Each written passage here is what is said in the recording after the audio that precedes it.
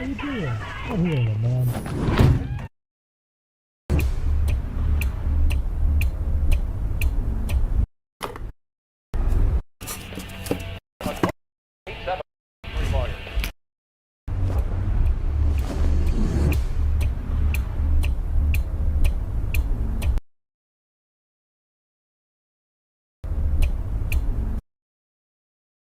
I am no longer part of the furry community / fandom. I have come to this conclusion because I'm not saying the people are bad. I'm not saying the community itself is bad.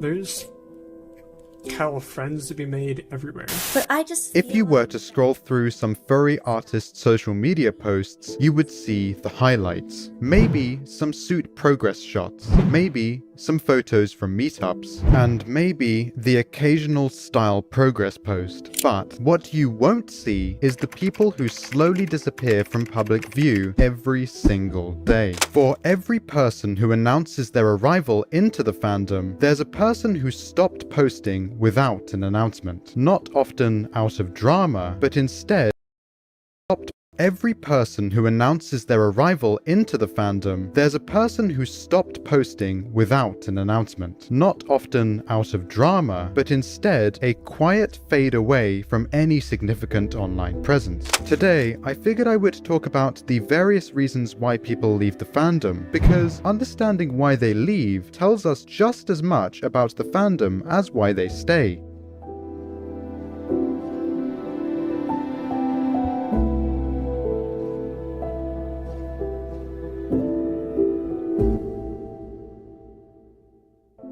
So, a fursuit head some may proudly display in a dorm room at 19 or so years old, by the age of 29, some in a dorm room at 19 or so years old, by the age of 29, sometimes that has to move to a loft somewhere, attic for Americans, not out of regret, but because new arrangements often means better management of your space. And convention budgets that once went to getting a nice hotel room or buying 15 items from the dealer's den now goes towards bills or if an emergency happens. The thought pattern completely changes if that fund turns into a way to survive. Of course, there's bound to be a nostalgic feeling when viewing old art, but the date pattern completely changes if that fund turns into a way to survive. Of course, there's bound to be a nostalgic feeling when viewing old art, but the dates in the corners mark times that are long gone for some people, where weekends could be used for streaming or sketching rather than working or visiting family. Sometimes people just decide to tone it down a little and become less involved in the furry fandom. They may decide to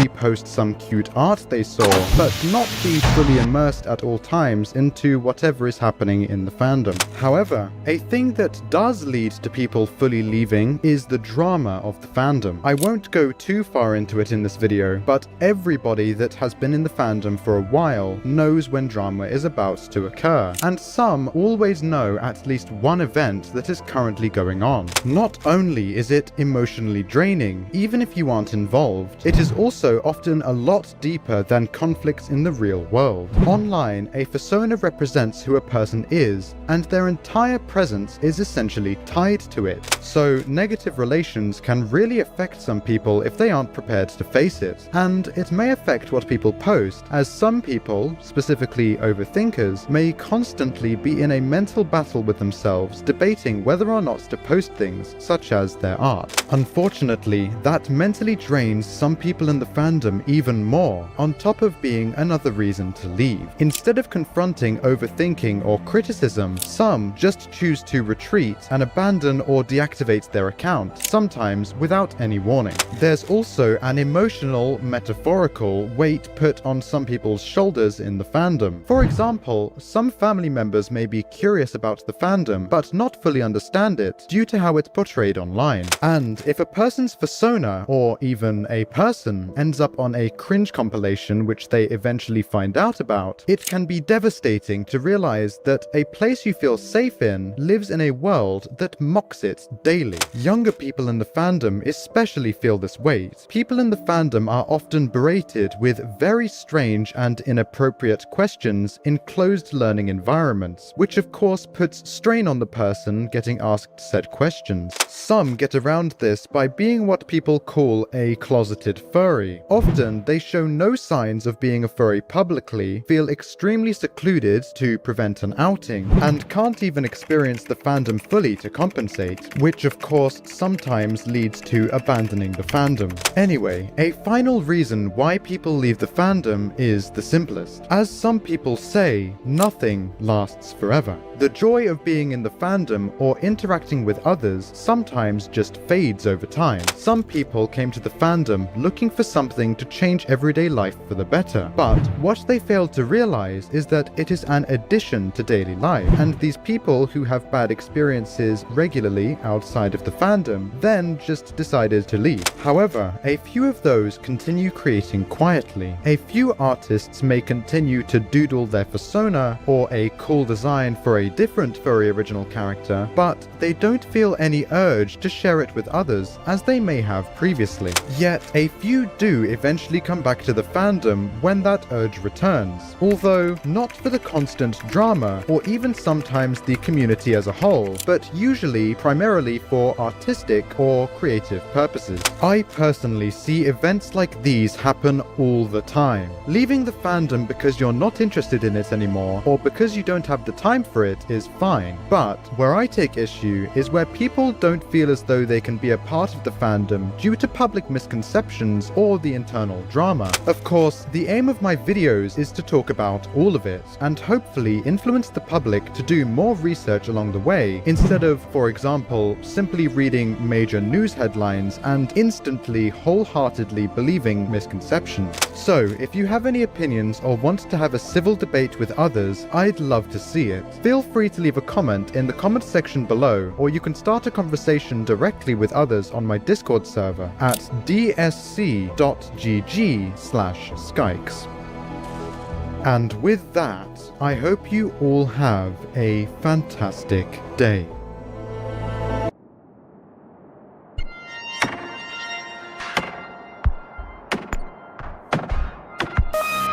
With the cloud hanging over the furry convention.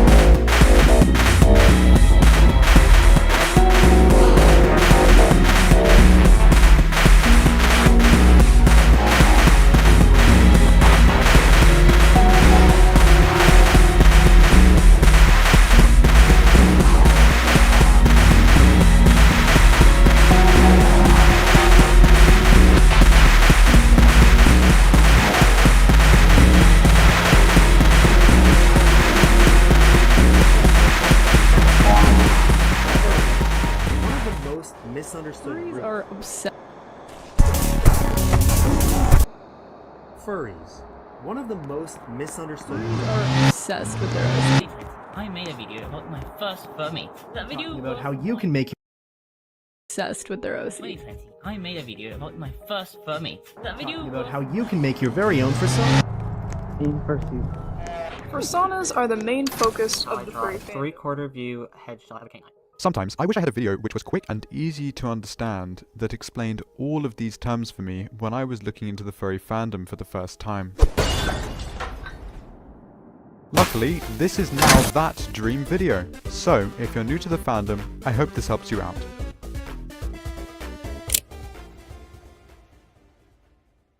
So, there are many words that are used in the fandom. To make it easier, I have split this video into 3 different chapters, which you can skip through by clicking or tapping that text to the left below the red bar. This section is for all the community-specific words, so that you're able to talk with others in the fandom, or events that are happening in the fandom. The word furs refer to people who are part of the furry fandom. It's basically a shorter word for furries. The word fur meet refers to any meet between people in the fandom, usually in public places like bowling alleys, parks, community centers, or similar. The word pack refers to a tight group of furry friends. To be honest, I've only Pack refers to a tight group of furry friends. To be honest, I've only ever heard this word twice since 2016, so I don't think it's used very often anymore. The word con is simply a shortened word for convention, although sometimes people use the word to mean that something is a scam. The word neofur refers to the people who are new to the furry fandom, but people sometimes use it to refer to young furries, even though this isn't the right word. The word grey muzzle is a term used to describe somebody who has the right word, but people sometimes use it to refer to young furries, even though this isn't the right word.